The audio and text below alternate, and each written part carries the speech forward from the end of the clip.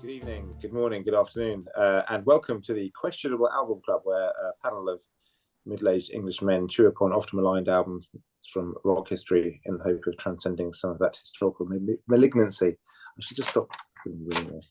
On the panel today, we have Marcus Kingwell. Hello, Marcus. Good evening. Hello. We have Ross English again. Hello, Ross. Good evening, everybody. Thanks for joining us. We have Andrew Steen again. Thank you, Steenie. Hello. Good evening. How's it going? And we also bring up the rear. We've got Steve Gibson. Hello, Steve. Good evening.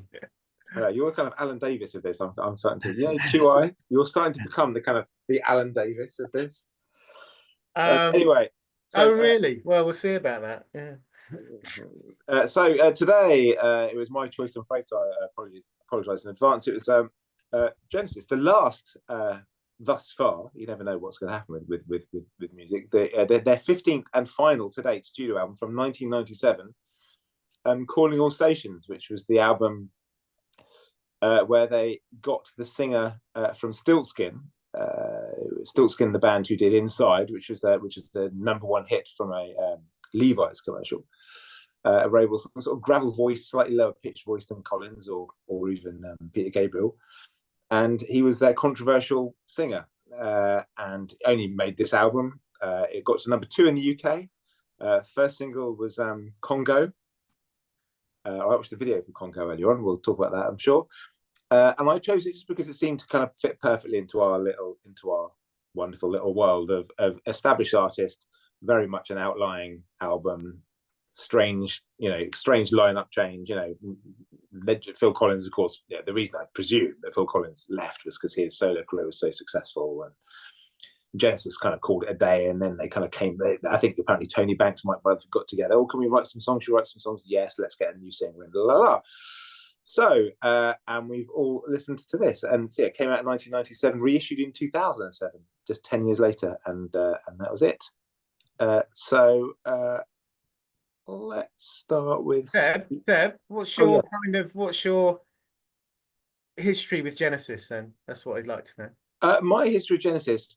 Well, I've tried with Genesis. I think I've got tragically all of the early albums: Trick of the Tail, Selling England by the Pound, Lamb Lies Down on Broadway. I've got them all on CD because they were one of those bands I thought it must be me. I thought, I love the idea of that early prog rocky stuff, early very English prog rock stuff. I love the Canterbury stuff. I love early Yes, and I just thought theoretically Genesis pushed all those buttons for me. So I'd buy those albums and I listen to them and I think, okay, perhaps I'm not the right vibe, but I listen to them, Trick of the Tail, all this stuff. And it just never connected me. I like the sound of it sometimes. I think, I quite like this one, but I've never felt passionate about it in any way. And and I hate the later stuff, that Invisible Touch and We Can't Dance, all that stuff is absolutely, when after Lamb Lies Down on Broadway, after Peter Gabriel left, the Collins stuff, what's that album? Duke, all that stuff. I just don't like it at all. So it's a band I've tried with, don't really like, haven't got on with, and I just thought it was quite funny, quite frankly, this album. So, Steenie, yes, tell me about your relationship with Genesis and what you thought of this record. Well, my relationship with Genesis is almost entirely. I've been trying to think about this, whether it's antipathy or ambivalence with me. That I don't know whether I don't like him, I just can't be bothered with him. It's one of those things where enough people have said, "Oh, you'll love the early stuff. You like prog. You like Yes. You like King Crimson. You love Genesis." And it's just, I don't know. There's something with it. It's always rankled. I don't know why. I've never been able to get on with it. I'm the same. Yeah, and similarly, there are a few bands that are like that, and over the years that I've broken down my resolve to dislike them. But Genesis and Supertramp, I think, are the two last bastions of bands that I resolutely don't like. Okay, Steenie, can I pause you there, because let's go around one by one, just saying what our relationship with Genesis, and then we'll go into the album, okay? Because I think it's quite interesting, because this is such a different kind of beast to the Genesis that I think we're talking about. Marcus, what's your before we talk about this actual record, what's your Genesis history? Well, I think Steenie used the perfect words there, which describe my own relationship. I don't care about them and I don't like them in all their genres and all their years. But where I differ is prog has never done it for me at all. In fact, I've loathed progressive rock. You might remember my review of Yes. I was singularly unimpressed with the whole thing.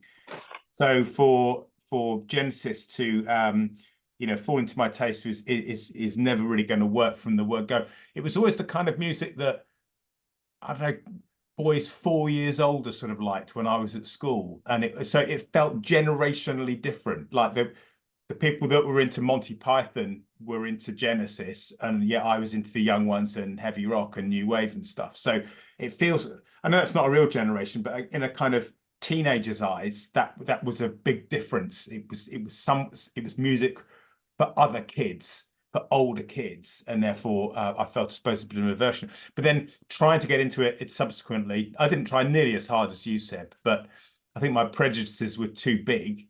I was also kind of rankled by the whole public school thing being, I don't know why, that just sort of irritated me, their background all coming from a public school, like there was something special about that.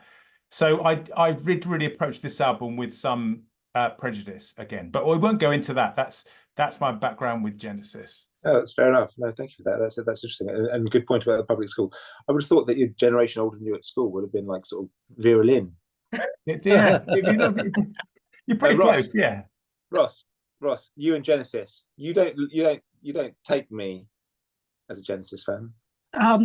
No, I think if I probably listed you my top 100 bands, they wouldn't have a look in.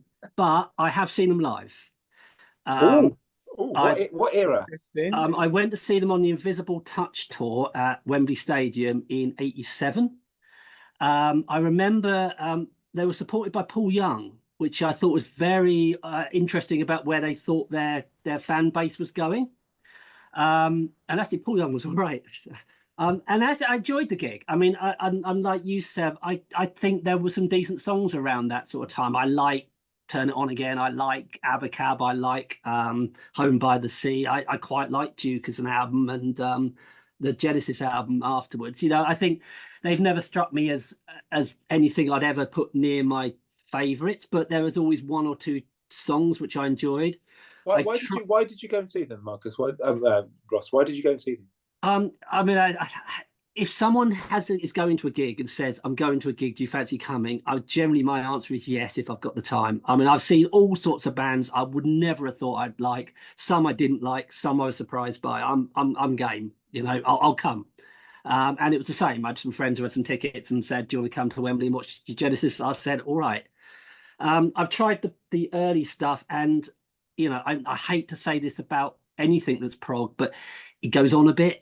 You know, it's all right, but it just goes on a bit. And I was actually a couple of weeks ago on BBC 4, they were showing a sort of very early, just when Collins had taken over vocals gig, and God, that went on a bit too. So I was more taken by the sort of Duke period stuff.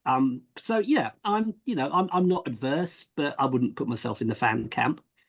Did you think the We Can't Dance video was funny? No, I don't. Did anyone? Did you walk like that at the gig? Did everyone just walk around the stadium? Yeah, everyone. No. Yes, yeah. We all do that. It was. You know, it's fine. I have good memories of that gig. You know, it's not in my top. Too. We all have that now, Mark. Well, thank you, Marcus. Gibson, Genesis. It's they're a bit strange for me because I'm not. Wouldn't say I'm a fan. There's a couple of songs I absolutely love. But when I was at middle school, there was a guy in our class and his mum worked at a bookshop, and he used to get free books. And he had the Genesis Live book. It was just all, I assume it was like Ross Halfon or something. Just loads of, and you know what you like at middle school when you're into music, you're drawing pictures of bands on stage and stuff. And we were all fascinated by this book because the stage sets were just incredible. And that always stuck in my mind as, very formative years until I actually heard them.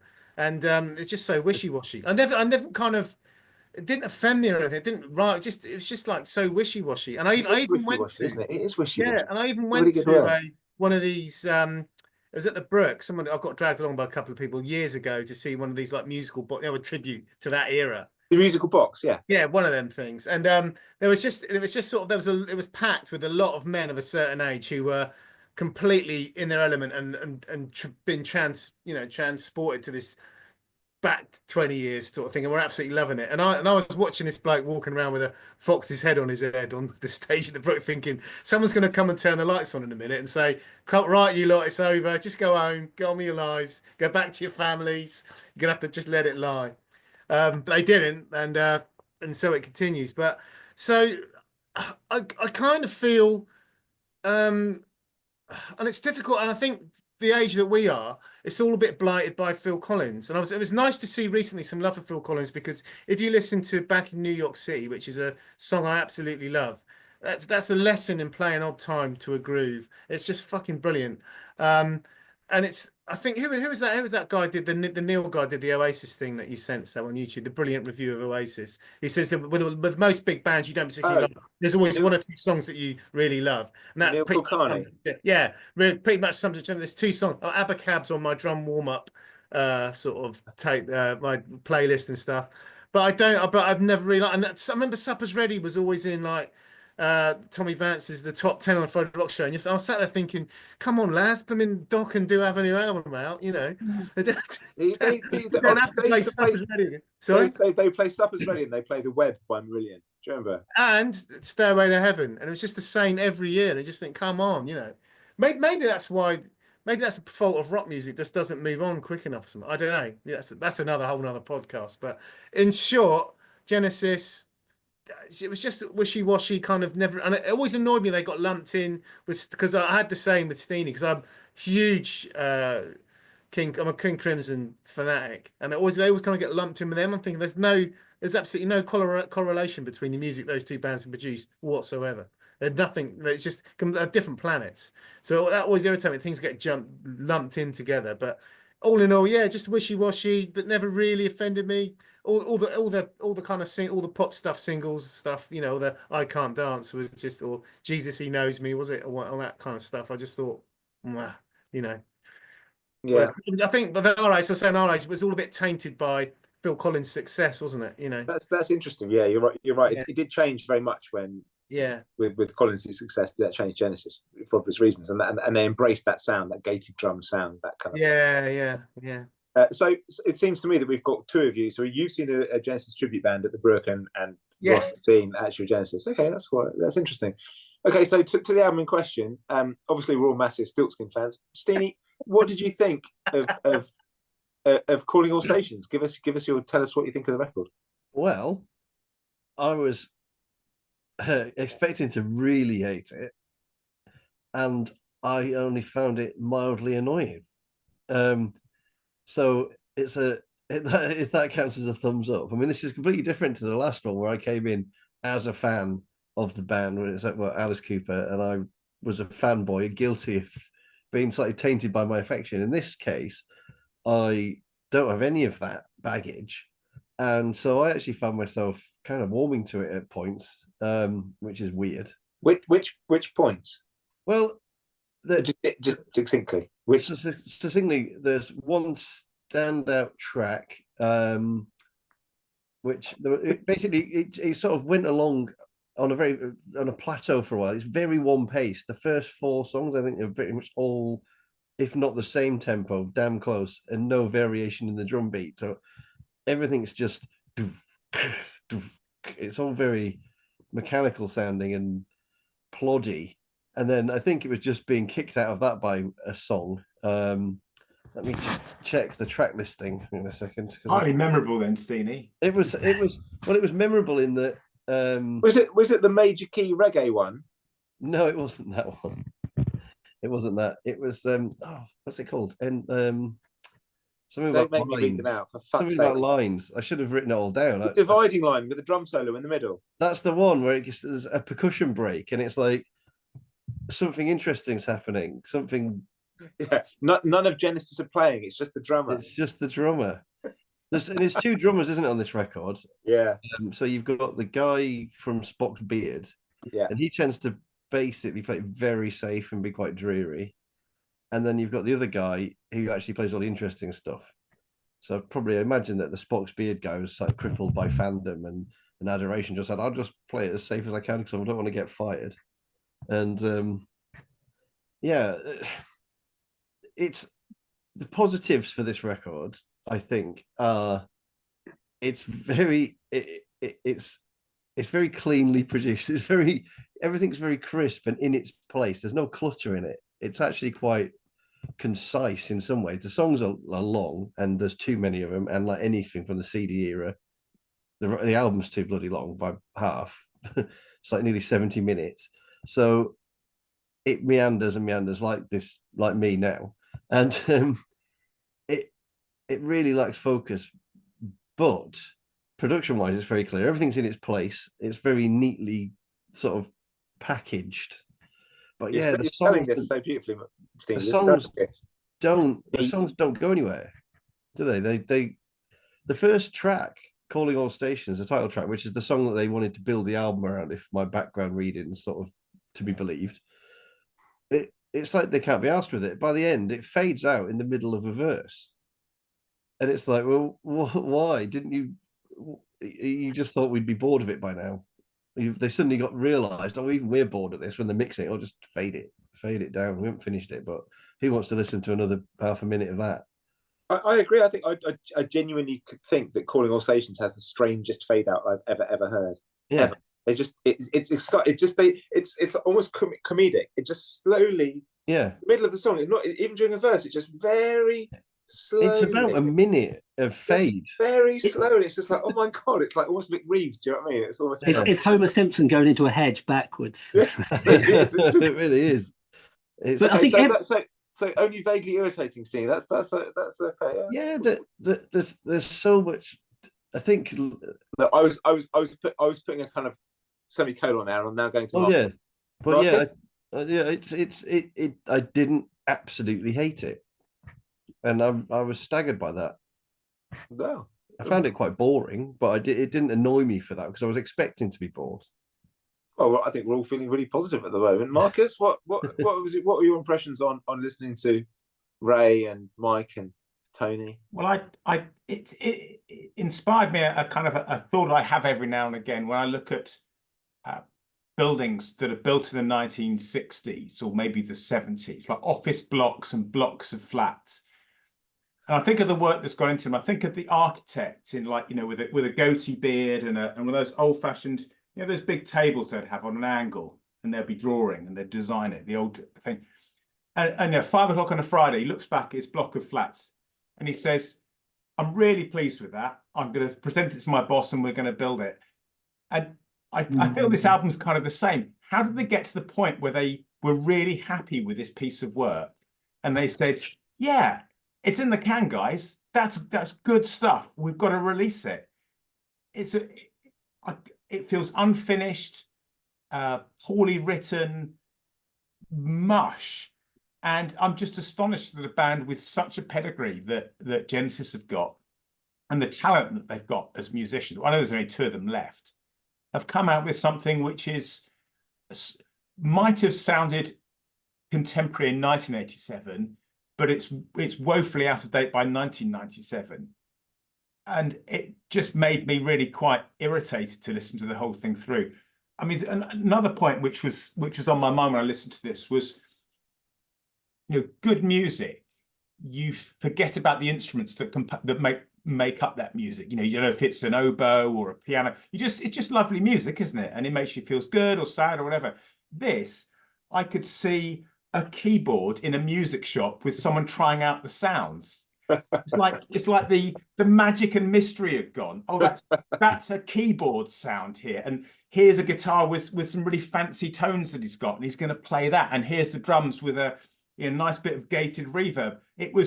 I could see the instruments visually, but I couldn't feel what the songs were trying to achieve, and I don't think they were really trying to achieve enough. I was also annoyed with the way the guy sang. I mean, the tone of his voice is quite nice. I think he's a rock singer. He's got that gravelly thing. It's all right. Nice grain in his voice. Yeah, we like a bit of that in rock, pop rock or whatever. But the melodies just go like They kind of waver around one note without doing even much of an effort of a tune. And I think, come on, guys, you know how to put tunes together. Why haven't you helped out Ray, if he's capable of writing one, and getting a proper melody in this? So it was just this, really odd mishmash of what should be world-class talent to produce something which is insipid and boring and not musical enough, I'm afraid. There's my opening gambit. Okay, that's withering stuff. Ross. Yeah, I don't know. Can I quote the first few lines of the album? Calling all stations, can anyone tell me exactly where I am? I've lost all sense of direction. And I think that was the they were setting out their manifesto. It starts off with, Tony Banks doing the Tony Banks sound and Mike Rutherford doing the Mike Rutherford sound. And, and that's not criticism. I don't think you can criticize artists for sounding like themselves or doing their thing, that Bert Yankchee's finger picking again, so they're doing their stuff. And then the lyrics kick, then the vocal comes in and it's just so bland.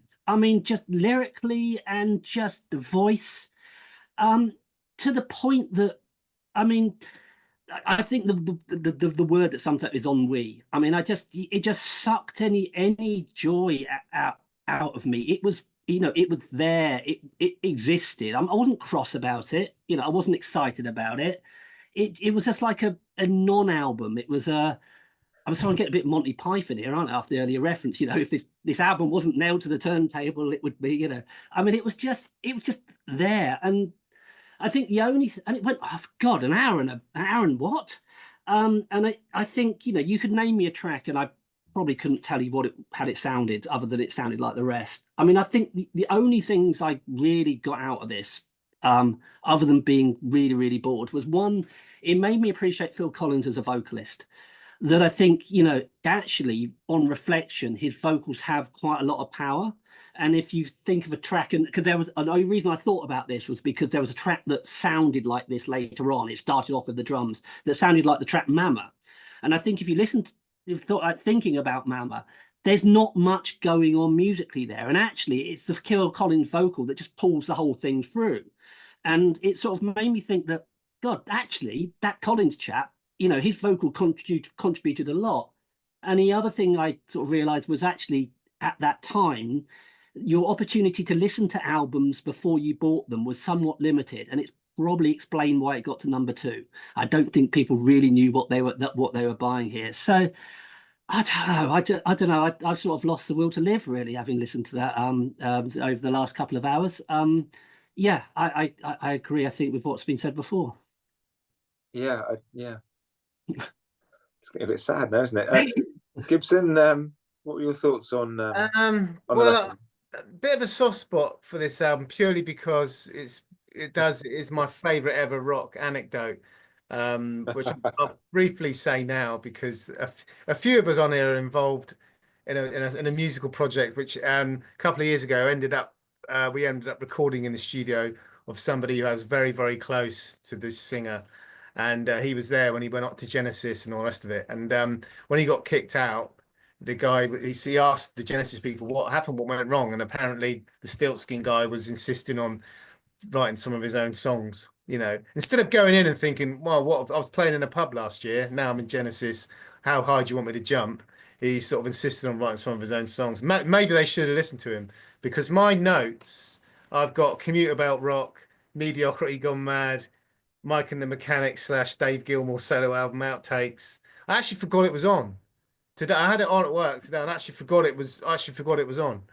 What they should have done, in my opinion, for a last album is done a bit of a Johnny Cash, got Rick Rubin and gone back to the prog days and relived but I did watch a kind of Genesis fan thing. I think it was called "Is This That Bad" or something. And I thought one of them made a very good point about them on the legacy of the pop stuff that had been so successful for them. That this album does seem to desperately be searching for a hook every song, and it doesn't quite get there. I thought that was a very good point. The keyboards are awful. The ballads are terrible. And it's just, again, just quite wishy-washy and dreary, and I don't really want to hear it again. Not really much more I can say. The drumming's good. There's some good drumming on it. There's some very good drumming. I think as Steenie said, it's the one of them. You can tell which drummer's which, I think, is on there. So there's some good drummy bits. And to be honest, I wasn't offended by it. And there were some quite catchy hooks, which didn't bother me, and I thought I sort of jogged along with it when it caught me. But by the end, it is too long. And I say by the end, it wasn't like Slayer where you're thinking, "God, is this going to end?" I was thinking, I just forgot it was on. It just blended into the the beige sort of paintwork at work, So, and yeah, the one apart from what jolted me out of it was the fucking funk number. What is that all about? Jesus Christ. I mean, there was clearly they clearly lost their way. But it makes me feel a bit sad that a band with this legacy ends up like this, if it was someone I hated, I wouldn't care. But because I've just been so ambivalent towards them, I just think, on reflection, weighing everything up. I mean, Bruford toured with them. Chester Thompson was in them for ages, who I love. And you just think, it's just sad that it all seemed to end up like this. And it's just a bit tragic, really. Yeah. Very good, very good. I've the gentleman that you were talking about, just to round out what Steve's saying, the guy we recorded with was a guy called Peter Lawler, and Peter Lawler was he was the guy who was Stiltskin. He came up with the idea. He played all the instruments on that song. Stiltskin had one big hit, Inside Levi's. He wrote the song. He played all the instruments on the song. And then he kind of got a band together, a bit like John Bon Jovi did after Runaway. He got a band together and after the event. So we recorded with Peter Lawler, who's got lots of really good stories. And I actually reached out to Peter, and he's actually messaging me now. And I messaged him yesterday and just said, we're doing this. And he sent me a long message saying, the best story about this, someone's died, and then he phoned me up yesterday. We had like a 20-minute phone call where he just ranted about what a cunt and a twat Ray Wilson was for like 20 minutes, for fuck's sake. And the quote, he ended up saying that women in business don't mix. Ray Wilson, 1994. Apparently, he said, according to Peter, Ray Wilson was just he's a kind of a very uncouth Scotsman, just very sexist, racist, absolutely just a complete bell end, awful, massive ego. And can I just read out? He sent me. We've been back and forth about it. Can I just read out a message that Peter sent about Ray Wilson? So this is Peter saying about Ray Wilson, who of course joined Genesis to record. So he says, so Peter says, I remembered an important part of the story last night. Either Mike Rutherford or Tony Banks, I think it was Mike, but it's so long ago I can't be sure, heard the track Horse from the Stiltskin album The Mind's Eye. In that track, I'd attempted to direct Ray Wilson to sing in the style of Peter Gabriel.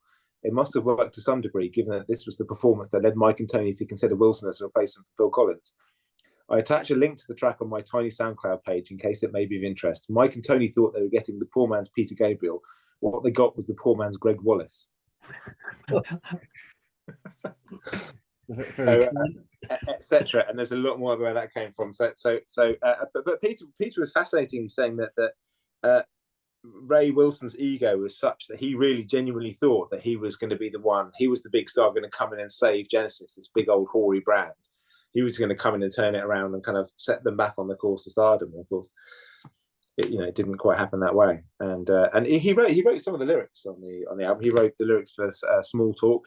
The album with the breakdown of Party, chinking glasses and stuff. I mean, it's difficult to know. I mean, my own opinion on this album, I agree with what everybody's saying. I actually thought the first song, Calling All Stations, it starts so awful sounds.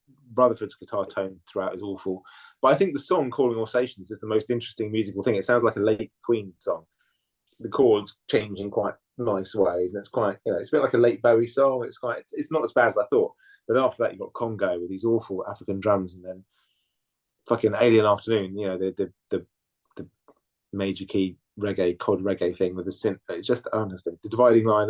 But also the worst thing, the most offensive thing about this was, because I listened to it like 2 or 3 times, was like the songs get longer at the end. Like the last 2 songs, like 7.5 minutes, 8.5 minutes, as if, because and they don't do anything, as Marcus said.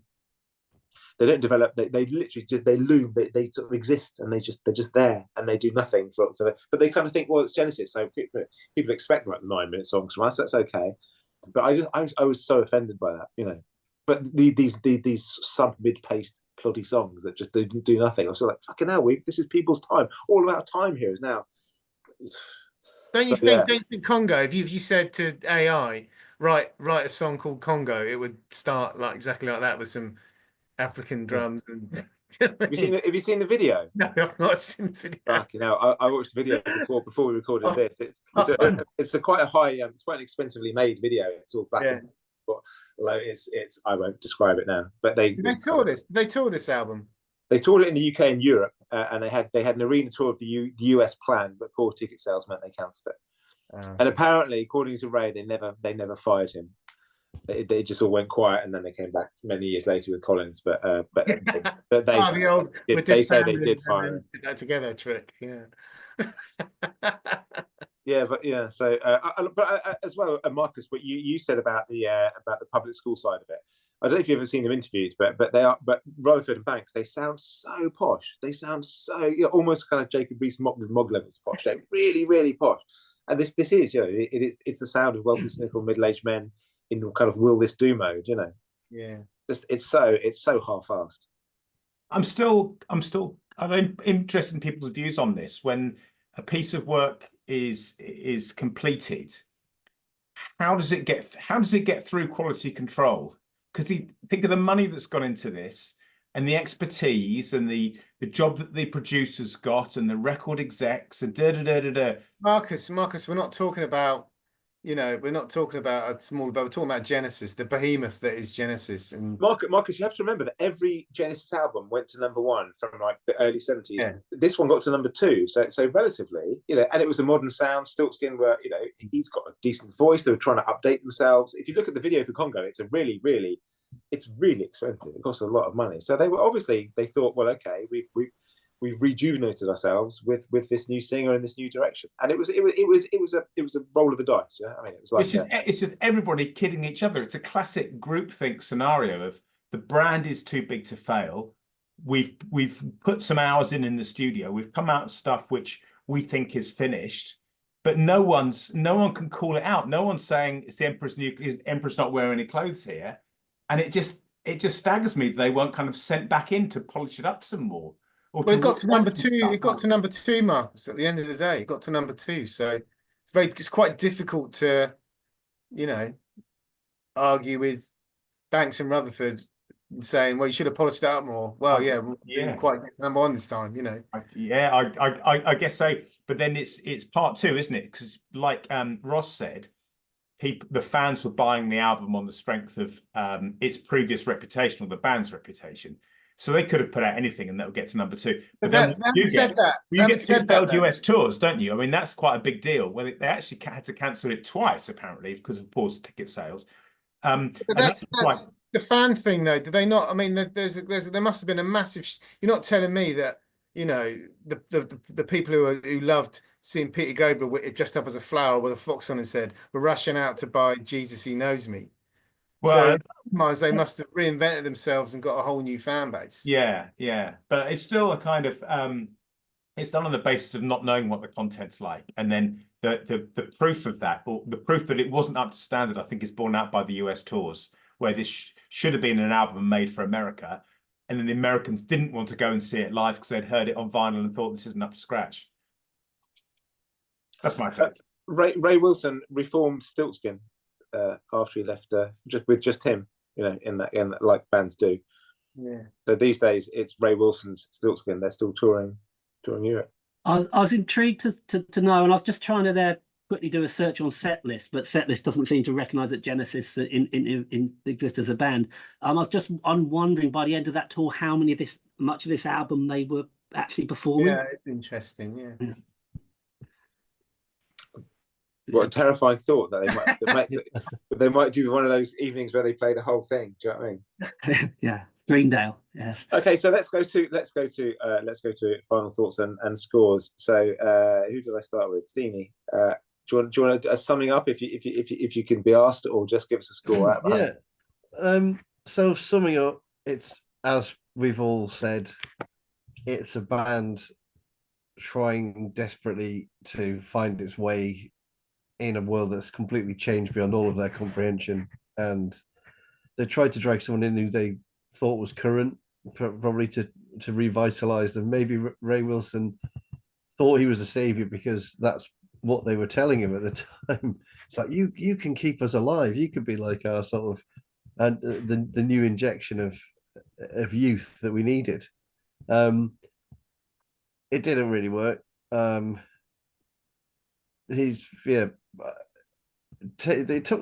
actually took them surprisingly close to Gabriel territory, didn't it? If you think, like, listening to some of those later songs with the sparse drumming and his voice just on its own, I was thinking of so era Gabriel, you know, that. And that album was already 12 years old by the time this record came out.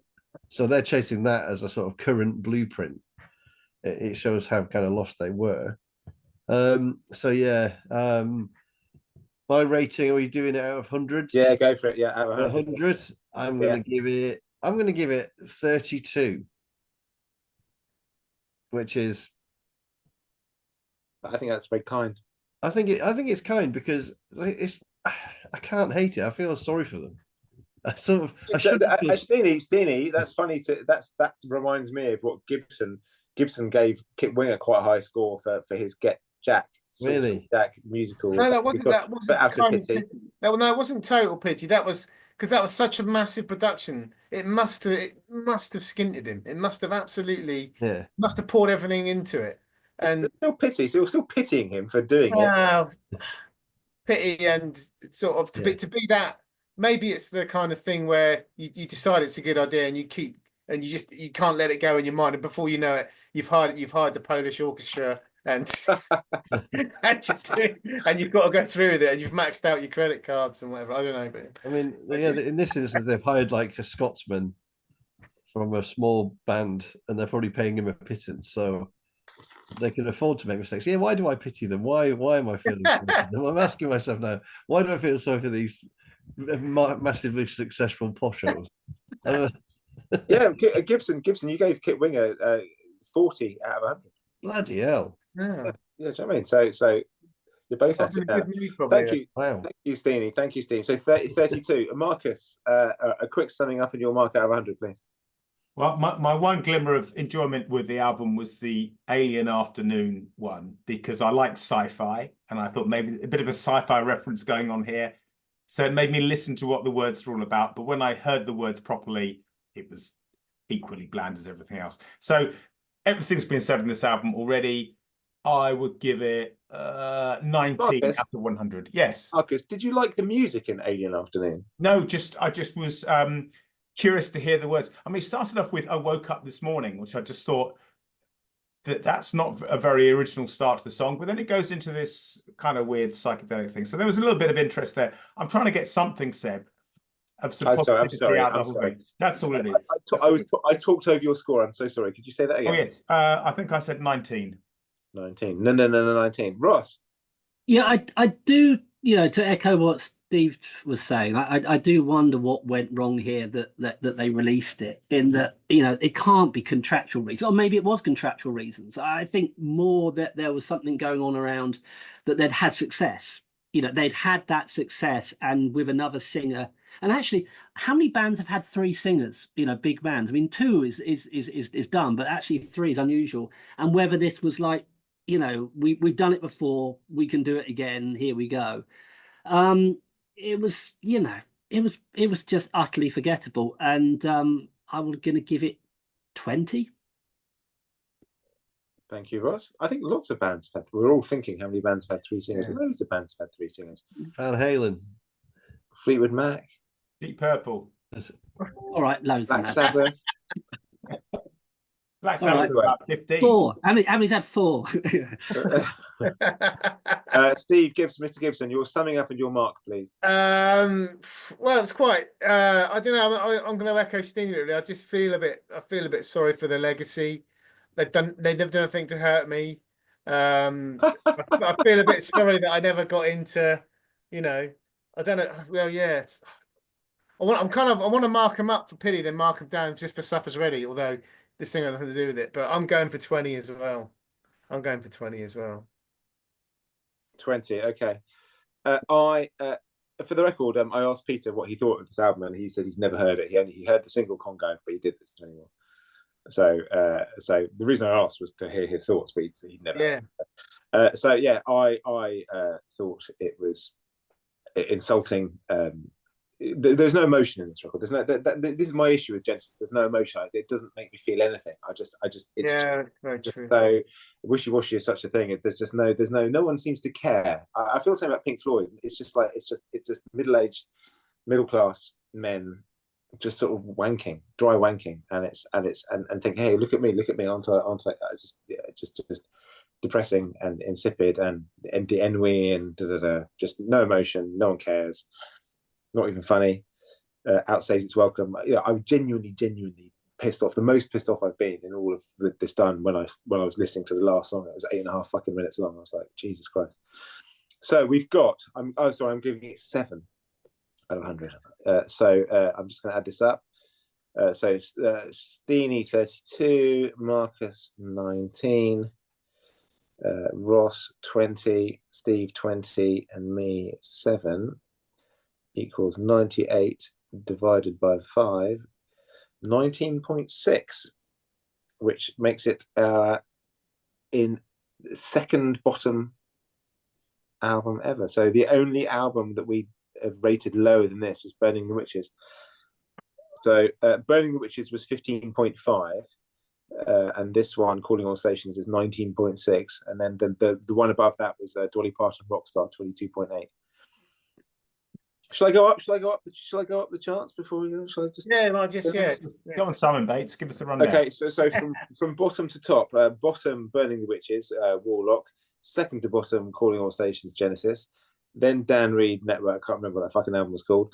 Get Jack, Saved, Bob Dylan. Dada, Alice Cooper, number 6. Number 5, Tin Machine 2. Why am I doing this? I don't know. Number 4, Grinder Man 2. Number 3, God Hates Us All by Slayer. Number 2, Drama. And number 1 is always going to be number 1, Thunderbox by Humble Pie. So thanks, everybody. That was interesting. Ross, you have earned your place. So bless you. Ross only knew who's going to be on this an hour before we did it. So which is why you said the album is still probably playing in the next room. Do you want to? So Ross has very much earned the right to nominate an album for us all to listen to for next time. So Ross, do you want to explain? Tell us what you've chosen and why. Yes, certainly. This is an album I can't work out if I've never listened to this album or I listened to it like 30 odd years ago and I've forgotten. But it's been in my mind. It's odd because it's by one of my very favorite artists. But the reason I've avoided it, I think, is because it has the reputation of being the big misstep in her career. And so I think this is a perfect opportunity to visit it and assess it with you fine gentlemen. It's Joni Mitchell, and it's Dog Eat Dog. What year? Oh, that's a very good question. It's in late 80s, but I couldn't tell you off the top of my head. I remember you saying, Ross, when we were talking about something else in a previous episode, that your top 3 artists of all time were Tom Waits. Oh, that's right. I was saying that I thought Tom Waits was a fraud, a la Nick Cave, and you said that your top 3 artists of all time were Joni Mitchell, Bob Dylan, and Tom Waits. So here we are. My top solo artist, but yeah, absolutely. Solo artist. Sorry. Yeah. Dog Eat Dog. Okay. Does anybody know this record? No, never heard of it. No. Steenie? No, I've heard of it, but I never heard it. 1985.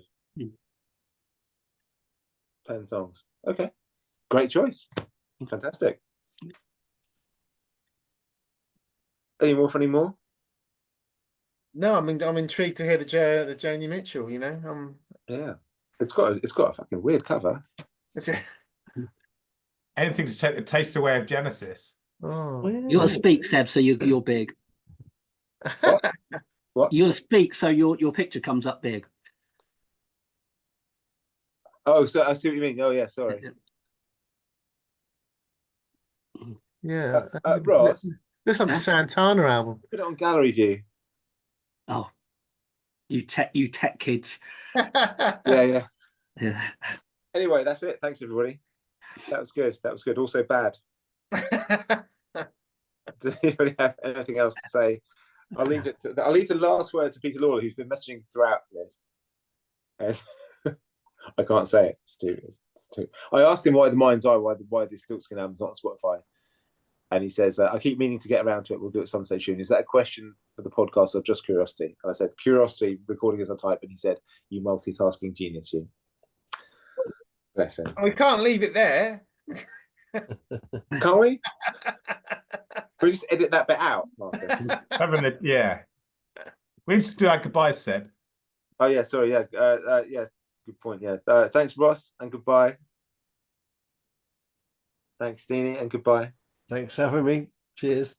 Thank you, Marcus, and goodbye. Goodbye, everybody. And thank you, Steve Gibson, and goodbye. Thank you very much. Yeah, pleasure.